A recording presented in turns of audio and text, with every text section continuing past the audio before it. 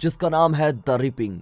Movie की शुरुआत में एक पादरी दिखाया जाता है जो कि किसी चीज की खुशबू से जाग जाता है। अब पादरी इधर उधर देखना शुरू करता है, तभी उसको एक औरत की जलती हुई फोटो मिलती है। फिर वो अलमारी खोलता है और उस औरत की जलती हुई सारी फोटोज बाहर निकलती हैं। पादरी को फोटो देखकर कुछ अजीब महसूस होता है और वो फोटोज को जमीन पर रखता है। फिर पिक्चर्स पर बने जलने के निशान से एक उल्टी द्रांति का निशान दिखाई देता है। अब अगला सीन चिले शहर का दिखाया जाता है। वहाँ पर चमत्कारी घटनाओं की जांच करने वाले दो लोग दिखाई देते हैं। उनमें से एक कैथरीन है जो कि वही औरत है जिसकी पिक्चर्स शुरुआत में जल रही होती हैं, और दूसरा है बैन जो कि कैथरीन के साथ मिलकर काम करता है। दोनों एक पुलिस वाले की मदद से भीड़ भाड़ वाली जगह में जाते हैं। सारी जनता धार्मिक लोगों में भरी पड़ी है, लेकिन सभी लोग बड़े अजीब हैं। सभी लोग एक गुफा के अंदर जा रहे होते हैं और कुछ ही देर में कैथरीन और बैन भी गुफा में पहुंच जाते हैं। वहाँ उनको एक पादरी की लाश मिलती है जो कि 40 साल से मरा हुआ है, लेकिन फिर भी लाश में कोई सड़न नहीं आई है। जिस मकबरे में पादरी की लाश को रखा गया था वहाँ पर 1 महीने पहले भूकंप आया था। सब कुछ टूट गया, लेकिन पादरी की लाश बिल्कुल सही सलामत पड़ी थी। अब उस सही सलामत लाश को देखकर सभी चमत्कार मानते हैं। तभी कैथरीन का ध्यान मकबरे पे आई एक दरार पर जाता है, इसलिए वो जांच करने के लिए नीचे चली जाती है।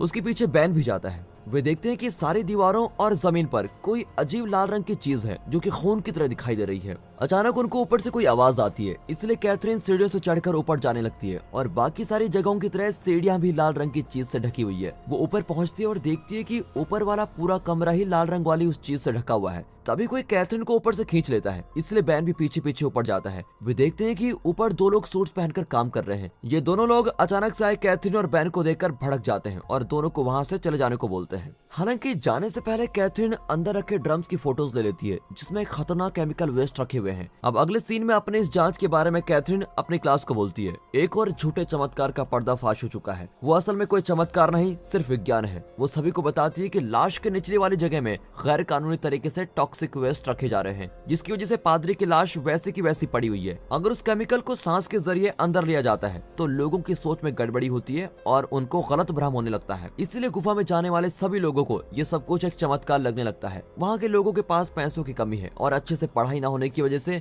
वे लोग चमत्कार जैसी चीजों पर जल्दी विश्वास कर लेते हैं। अब अपनी क्लास के बाद कैथरीन अपने ऑफिस में जाती है और उसको उसी पादरी की कॉल आती है जो कि मूवी की शुरुआत में दिखाया गया था। ये पादरी कैथरीन का दोस्त है। वो कैथरीन को पिक्चर्स वाले हादसे के बारे में बताता है और बोलता है उन तस्वीरों पर उल्टी द्रांति का निशान बन गया था। मेरे हिसाब से ये भगवान का कोई इशारा है। हालांकि कैथरीन ने भगवान में विश्वास करना बहुत सालों पहले छोड़ दिया था, इसलिए वो अपने दोस्त पादरी की बातों पर कोई ध्यान नहीं देती। कॉल कटने के बाद कैथरीन उस समय के बारे में याद करने लगती है जब वो और उसका परिवार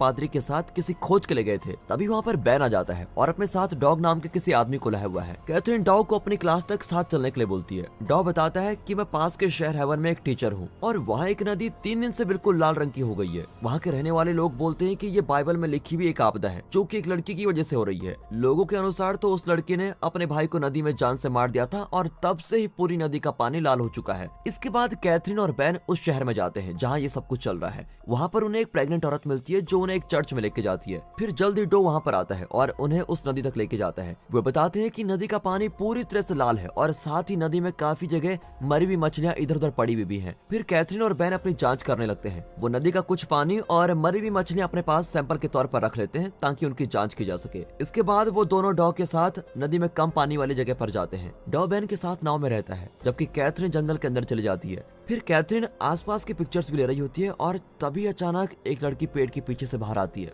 कैथरीन घबराकर जमीन पर गिर जाती है और उसका सर भी जमीन से टकरा जाता है। तभी कैथरीन को कुछ अजीब सा दिखने लगता है। उसको यही लड़की नदी में दिखती है और उस लड़की के साथ उसका भाई भी है। कैथरीन उठती है और देखती है कि वो लड़की उससे दूर भाग रही है। फिर कैथरीन कुछ देर तक उस लड़की का पीछा करती है, लेकिन लड़की काफी तेज है इसलिए कैथरीन उसको पकड़ नहीं पाती। अचानक पता नहीं कहां से वहां पर डो आ जाता है और कैथरीन उस छोटी लड़की के बारे में डो को बताती है। डो बोलता है उस लड़की का नाम लॉरेन है और यहाँ के लोगों के हिसाब से लॉरेन ही वही लड़की है जिसकी वजह से नदी का रंग लाल हो गया है। अब डो कैथरीन को एक टूटे हुए चर्च में लेके जाता है। वो बताता है कि सैकड़ों साल पहले यहाँ 3 बड़े तूफान आए थे जिसकी वजह से पूरा शहर उजड़ गया था और लोगों को इस जगह को छोड़कर किसी दूसरी जगह पर जाकर बसना पड़ा था। इस सब के दौरान बैन नदी के पानी की जांच जांच कर रहा होता है। तभी उसको एक मरा हुआ मेंढक दिखता है। बैन उसको देखता है और तभी बहुत सारे मरे हुए मेंढक ऊपर आसमान से नदी में गिरने लगते हैं। इसलिए बैन जल्दी से कैथरीन को कॉल करता है और इस बारे में सब कुछ बता देता है। डॉ और कैथरीन वापस नदी में आ चुके हैं और देखते हैं कि बैन एक मरा हुआ मेंढक अपने पास जांच के लिए रख रहा है। इसके बाद तीनों वापस जमीन पर पहुंचते हैं। जब कैथरीन और बैन अपना सारा सामान गाड़ी में रख रहे होते हैं, डॉ ने बताता है कि यहाँ आप लोगों को रुकने के लिए कोई होटल तो नहीं मिलेगा, इसलिए आप लोगों को मेरे घर में रुकना पड़ेगा। फिर कैथरीन डॉ के साथ चली जाती है और उनके पीछे पीछे बैन भी आता है। जैसे ही वो लोग डॉ के घर पहुंचते हैं, कैथरीन इतना सुंदर घर देखकर बिल्कुल हक्की बक्की रह जाती है। डॉ बताता है कि मैं एक बड़े खानदान का वारिस हूँ और मुझे ये घर मेरे दादाजी ने दिया था। उसी रात डॉ बाहर से मंगवाई कुछ मछलियां पका रहा होता है। इसके दौरान बैन और कैथरीन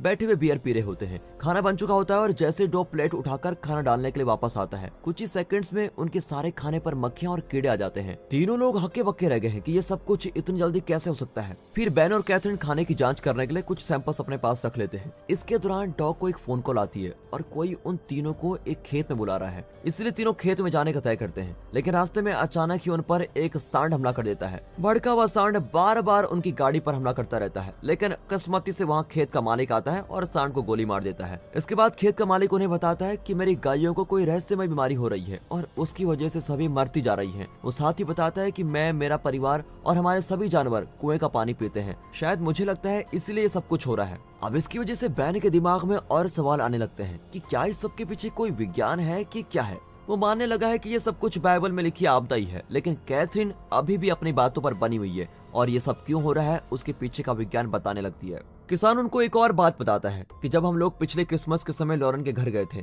हमने देखा था कि उनके घर में काफी सारे लोग मंत्र वगैरह पढ़ रहे थे और रसोई की सिंक में किसी जिंदा चीज की बलि भी दी गई थी। मुझे लगता है वो शैतान को पूजने वाले लोग हैं जो काली शक्तियों वाले अपने भगवान के सामने बलि चढ़ाते हैं। इस सब के दौरान पादरी बाहर घूमता हुआ बाइबल पढ़ रहा होता है और तभी वो देखता है कि एक मूर्ति की परछाई मक्खी में बदल जाती है और फिर उसके आसपास की दीवार भी अपनी जगह से हिलने लगती है। तभी एक नन आकर पादरी को टच करती है और अचानक सभी चीजें पहले जैसी हो जाती है। दूसरी तरफ कैथरीन और बैन अलग अलग काम कर रहे होते हैं। तभी घर की बिजली चली जाती है। कैथरीन अपने कमरे से बाहर चली जाती है और इसके बाद डॉ के कमरे में जाती है ताकि बिजली के चले जाने के बारे में वो कुछ पूछ सके। हालांकि वहाँ पर डॉ नहीं होता, इसलिए कैथरीन इधर उधर कमरे में घूमने लगती है। वो डॉ और उसकी पत्नी की फोटोज देखती है। तभी अचानक तेज चलती हुई हवा से उस कमरे की खिड़कियां खुलने लगती है। कैथरीन बाहर की तरफ जाती है और देखती है कि पास में कहीं से थोड़ी बहुत रोशनी आ रही है। अजीब मौसम होने के बाद भी कैथरीन बाहर चली जाती है और उस रोशनी की तरफ जाने लगती है। फिर उसे पता लगता है कि वो कोई और नहीं डॉ है, जो कि अपनी पत्नी के मकबरे के पास आया हुआ है। डॉ बोलता है मेरी पत्नी कैंसर की वजह से मर गई थी और हम लोगों का कोई बच्चा भी नहीं है। फिर कैथरीन भी डॉ को सच्चाई बताने का तय करती है कि कैसे उसका विश्वास भगवान से खत्म हो चुका है।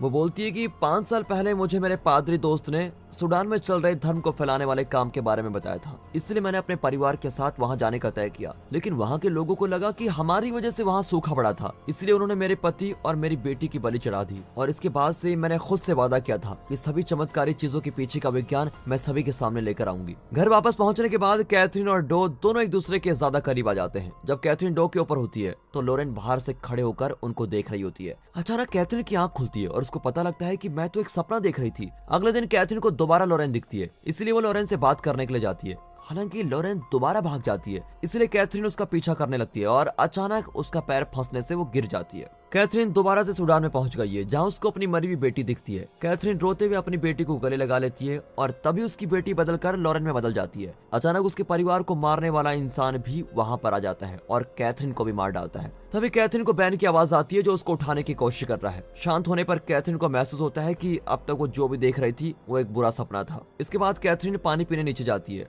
और उसका ध्यान सफेद रंग के पैरों वाले निशान पर जाता है। फिर कैथरीन उन पैरों के निशान का पीछा करती है और वो देखती है कि वो निशान उसी के पैरों से बने हुए हैं। उसके पैर सफेद रेत से भरे पड़े हैं और ये वही रेत है जो उसने अपने सपने में देखी थी। अगले दिन बैन देखता है कि डॉ सैंपल्स को देख रहा है, इसलिए बैन उसको बताता है कि उसको क्या क्या पता लगा है। वो बोलता है कि अगर शरीर के हिसाब से देखा जाए तो मरी हुई गाय, मेंढक, मक्खियां और मछलियों में कोई गड़बड़ी नहीं है। फिर परेशान होकर डॉ बोलता है कि पुलिस वाले ने मुझे बताया था कि लॉरेन के मरे हुए भाई की लाश में भी कोई गड़बड़ी नहीं है, हालांकि अभी तक उसके शरीर का पोस्टमार्टम नहीं हुआ है। इस सब के दौरान कैथरीन लॉरेन के घर जाती है। जब अंदर से कोई जवाब नहीं मिलता तो कैथरीन अंदर ही चली जाती है और इधर उधर घूमने लगती है, जिसकी हालत कुछ खास नहीं लगती। कैथरीन को फर्श पर कुछ खून के धब्बे दिखते हैं और उनका पीछा करते हुए वो सामान रखने वाले किसी कमरे में पहुंचती है। वो देखती है कि खून के धब्बे अलमीरा के पास पहुंचकर खत्म हो गए हैं, इसलिए कैथरीन देखने लगती है कि वहाँ कोई खुफिया कमरा तो नहीं है। वो अलमीरा को हटाती है और वहाँ उसको एक दरवाजा दिखता है जिसके ऊपर उल्टी द्रांति का निशान बना हुआ है। कैथरीन दरवाजे को खोलने की कोशिश करती है और तभी वहाँ लॉरेन आ जाती है।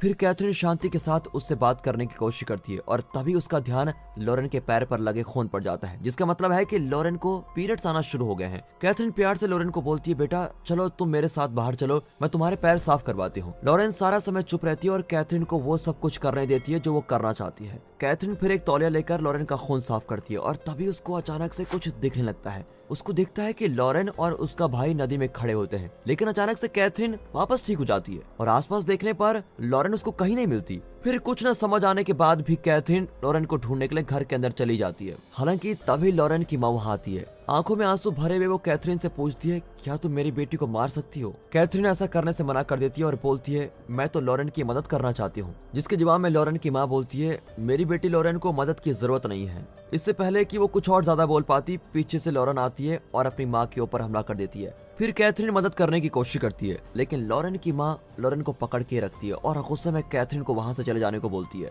इस सब के दौरान डो और बैन एक चर्च में है जहाँ पर सभी लोग बड़ी चिंता में हैं। सभी बच्चों के बालों को काटकर उन्हें गंजा कर रहे होते हैं क्योंकि अचानक से सभी बच्चों के बालों में जूं भर गई है। अब चर्च में आए बड़े लोग डो और बैन से पूछते हैं कि ये सब कुछ क्यों हो रहा है। इसके बाद दोनों लॉरेन के मरे भाई की लाश को देखने जाते हैं। मुर्दाघर में लाश को देखते ही बैन कैथरीन से बात करता है और जल्दी वहाँ आने के लिए बोल देता है। वहाँ पहुंचने के कुछ देर बाद कैथरीन लाश की हालत को देखकर बड़ी हैरान हो जाती है। लाश तो बिल्कुल एकदम सूखी पड़ी हुई है और ये बिल्कुल अजीब है क्योंकि ऐसा होने में तो काफी साल लग जाते हैं, पर लॉरेन का भाई तो कुछ दिन पहले ही मरा था। कैथरीन और बैन लाश की जांच करते हैं और देखते हैं कि लाश के पीछे उल्टी द्रांति का निशान बना हुआ है। तीनों सब के बारे में शहर के मेयर को बताने के लिए जाते हैं, लेकिन उनको पुलिस वाला रोक लेता है। वो कैथरीन की जांच के रिजल्ट्स को देखता है और जांच करने पर पता लगता है कि नदी में पानी नहीं, इंसान का खून है। अब ये बात सुनकर कैथरीन अपने पादरी दोस्त को कॉल करती है और सभी बातें बताती है। पादरी बोलता है, मेरी जांच के हिसाब से उल्टी द्रांति का निशान शैतानी लोगों के ग्रुप का है। ये फैमिली के दूसरे नंबर वाले बच्चे के